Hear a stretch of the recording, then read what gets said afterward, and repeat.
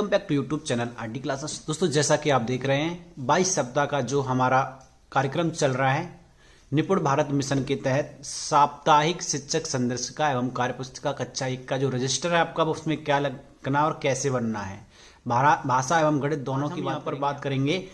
शुरुआत रजिस्टर में हमें क्या लिखना है और अपने शुरुआत के 3 सप्ताह या 4 सप्ताह तक की मैं बात करूंगा। उसके बाद आगे के सारे सप्ताह आपको अगली वीडियो में मिल जाएंगे, ठीक है।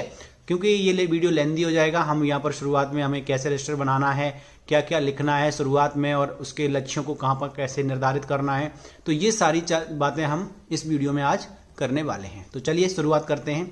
दोस्तों, अगर वीडियो पसंद प्लीज़ लाइक और शेयर जरूर कर दीजिएगा। अगर आप चैनल पर नए हैं तो आपका तहे दिल से स्वागत करते हैं। तो चलिए शुरुआत करते हैं। हमने रजिस्टर में शुरुआत में कुछ ऐड करने के लिए कुछ पेज छोड़ रखे हैं। उसके बाद आपको क्या करना है, एक पेज पर सबसे पहले जो हमारा साप्ताहिक शिक्षक संदर्शिका का कार्यपुस्तिका का जो कार्यक्रम है भाषा एवं गणित का कक्षा 1 का, वो किस तरह से डिवाइड हुआ है उसको पहले दिखाना है। उसके बाद हमें कैसे प्रोसेस फॉलो करना है उसे भी दिखाना है शुरुआत में। मतलब हमारा जो टाइम टेबल शुरुआत का है हर रोज का, वो शॉर्ट में यहाँ पे दिखाना है, ठीक है। अब निपुण भारत मिशन के तहत आपका 22 सप्ताह का शिक्षण योजना दो भागों में, भाषा और गणित में, ठीक है। भाषा में हमें दिवस 1 से 4 ये शुरुआत में हमें लिखना है अपने रजिस्टर में। नहीं लिखा है अगर आपने रजिस्टर में तो इसे अब ऐड कर लीजिएगा आगे, ठीक है। दक्षता अनुसार शिक्षण, नए शिक्षण उद्देश्य सिखाना है हमें पहले 4 दिन, ठीक है, भाषा में। उसके बाद दिवस 5 में हमें पुनरावृत्ति करानी है इस सप्ताह के उद्देश्यों की पुनरावृत्ति। जितने भी हमने इस सप्ताह के उद्देश्य ऊपर पढ़े हुए थे 1 से 4 दिन में, 5वें दिन में हमें उनका रिवीजन करना है। ये चीज़ें हमें बताई भी गई थी जब हमारी ट्रेनिंग हुई थी, वही चीज़ें लिखनी है। दिवस 6 हमारा क्या होगा, आकलन और रेमेडियल का होगा। इसमें हमें कुछ नहीं करना है। इस सप्ताह में जितने भी हमने इससे ऊपर 5 दिनों में जो कुछ भी सिखाया बच्चों को पुनरावृत्ति या कैसे भी, उसका आकलन करना है और आकलन अनुसार उन्हें रेमेडियल कार्य भी देना है। मतलब जहाँ भी बच्चा कमजोर था जिस चीज़ में, वो चीज़ें उसकी कमजोरी को हमें दूर भी करना है, ठीक है। तो चलिए, ये हो गई हमारी भाषा की बात। गणित में इसी तरह से हमें लिख देना है 1 से 4 दिवस में हमें अनुदेशात्मक कार्य करना है, यानी नए शिक्षण उद्देश्य सिखाना है बच्चे को। 5वें दिन जैसे हमने भाषा में किया था वैसे ही गणित में समेकन और आकलन होगा। इस सप्ताह के उद्देश्यों का आकलन किया जाएगा।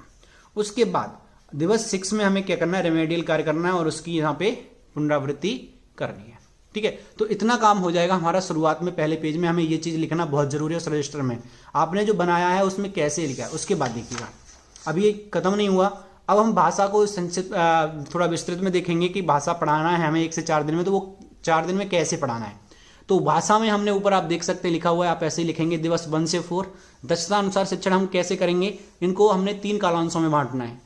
कालांश फर्स्ट, कालांश सेकंड और कालांश थर्ड, ठीक है। यानी एक दिन को, यानी पहला दिन, दूसरा दिन, तीसरा दिन और चौथा दिन, सभी दिनों में हमें इस तरह से कालांश 3 बनाने हैं। पहले कालांश में हम शिक्षण योजना संदर्शिका से शिक्षण करेंगे। दूसरे कालांश में शिक्षण योजना संदर्शिका के साथ साथ पाठ और कार्यपुस्तिका पर भी कार्य करेंगे। और कालांश 3 में हम पाठ कार्यपुस्तिका पर ही अपना कार्य करेंगे। दिवस 5 में जो हमारी पुनरावृत्ति होगी 1 से 4 दिन के बाद, वो कैसे होगी, 3 कालांश में हमने पूरे दिन को डिवाइड किया हुआ है। पहला कालांश में हम शिक्षण योजना संदर्शिका से अनुसार काम करेंगे। कालांश 2 में शिक्षण योजना संदर्शिका और साप्ताहिक पुनरावृत्ति कार्यपुस्तिका से चलेगा। और तीसरे कालांश में हमारा क्या होगा, शिक्षण योजना संदर्शिका, ठीक है, उससे वर्क होगा। दिवस हमारा 6 आ जाएगा। उसमें आकलन और रेमेडियल हमारा 3 कालांशों में किस तरह से विभाजित किया गया है। तो कालांश 1 में हम देख रहे हैं शिक्षण योजना संदर्शिका का कार्य होगा। कालांश 2 में शिक्षण योजना संदर्शिका मैंने सीख लिया है कार्यपुस्तिका से, ये काम चलेगा। उसमें बच्चे ने मतलब क्या क्या सीख लिया है और क्या क्या बच्चे को रेमेडियल कार्य दिया गया है, रेमेडियल किस किस पे उसका कार्य हुआ है। उसके बाद कालांश 3 जो हमारा रिक्त कालांश है, यह हमारा कालांश हम अपने अकॉर्डिंग यूज करेंगे। उसमें सीधा सीधा लिखा हुआ है, आप अपने अनुसार इसे यूज कर सकते हैं। और उसमें हमें क्या करना है, अंत में कालांश 3 में हमें गृह कार्य भी कार्यपुस्तिका से देना है बच्चों को। तो ये हमारी शुरुआत की बात हो गई। हमें भाषा और गणित में कैसे कैसे बच्चों को सिखाना है। तो ये भाषा की हो गई। चलिए अब बात करते हैं हम गणित की, ठीक है। इसी तरह से गणित में भी है। गणित हमारा पहले से 4 दिन में 3 कालांश फिर से भी विभाजित हैं। अनुदेशात्मक कार्य कैसे करना है हमें।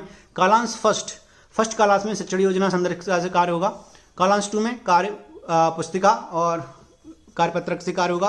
और कालांश 3 जो है हमारा वो अभ्यास गतिविधि से चलेगा, ठीक है। इसी तरह से हमारा 5वां दिन हम कैसे यूज करेंगे, तो समेकन और आकलन लिखा हुआ है यहाँ पे।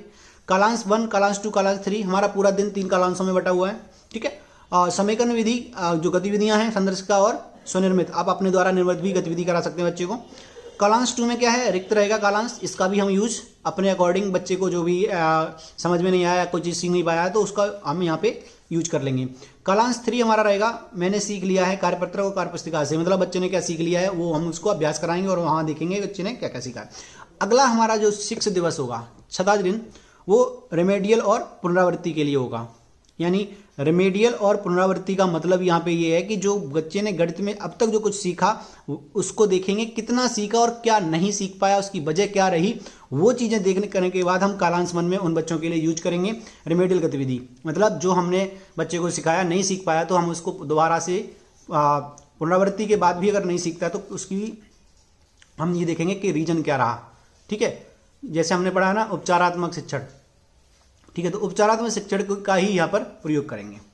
अगला है हमारा साप्ताहिक अभ्यास कार्यपुस्तिका, कालांश 1 में ये 2 कार्य हमारे होंगे।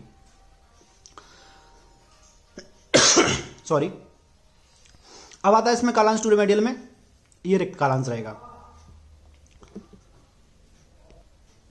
जो भी जितने भी हमारे रिक्त कालांश हैं उनको हम अपने अकॉर्डिंग यूज कर सकते हैं। इसमें कालांश 3 जो हमारा रहेगा वो होगा साप्ताहिक पुनरावृत्ति। यहाँ पर हम सारा जो भी हमने बच्चे को सिखाया है उसमें देखेंगे, सारा पुनरावृत्ति एक दिन में सारा करा देंगे जितना भी सिखाया, क्योंकि पुनरावृत्ति थोड़ा स्पीड से रहता है, और गृह कार्य भी देंगे अपना कार्यपुस्तिका से। तो यहाँ पर हमने जो बात की वो हमारी हो गई पूरी, इसमें शुरुआत में कैसे बनाना है। ठीक है, ये शुरुआत में लिखना है। उसके बाद अब हम शुरू करते हैं प्रथम सप्ताह। प्रथम सप्ताह हमारा शुरुआत है 1 अगस्त से 6 अगस्त तक चलेगा। ठीक है, यानी चला, अब आप ये समझ सकते हैं चला। ठीक है, और प्रथम सप्ताह 1 अगस्त से चला था, उसमें हमें कैसे कालांशों में विभाजित करना। देखो पहला जो हमारा हमने वो बनाया है अपना, वो पूरे तरह से एकदम कह सकते हैं जैसे जिसके अकॉर्डिंग हमें मिला था उसके अकॉर्डिंग हमने पूरा तैयार कर दिया है।